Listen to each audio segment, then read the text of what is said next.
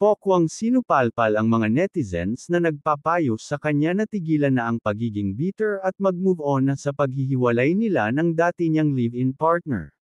Ayon sa komedyana, nang dahil daw sa pagrereklamo niya sa Bureau of Immigration para ipa-deport si Lee ay maraming mga tulad niyang single mother ang nais ding magsampa ng kaso laban sa mga dati nilang partners.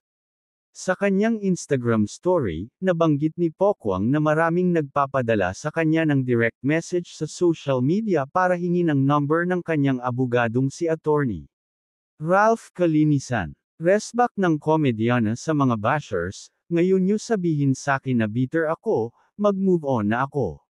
Sa dami ng nag-ask ng number ng lawyer kung mga single mom karamihan magsasampa din ng kaso sa mga ex nila.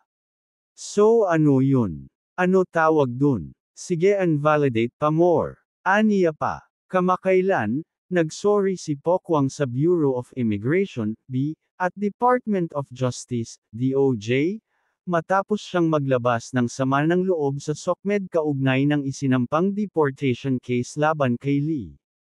Nabalitaan niya kasing nag-file ng motion for reconsideration at motion for voluntary deportation si Lee na ikinabwisit nga ng komedyana.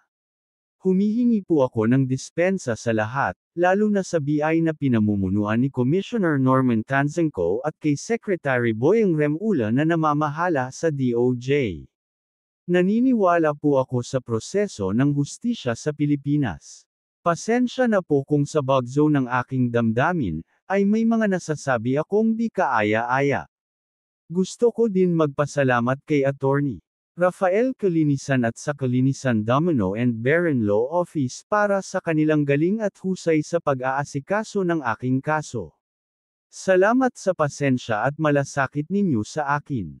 Humihingi din ako ng paumanhin sa inyo dahil nailagay ko kayo sa alanganin dahil sa aking mga sinasabi. Panghuli, humihingi ako ng paumanhin sa taumbayan kung ako ay naging malupit sa aking mga nabibitawang salita.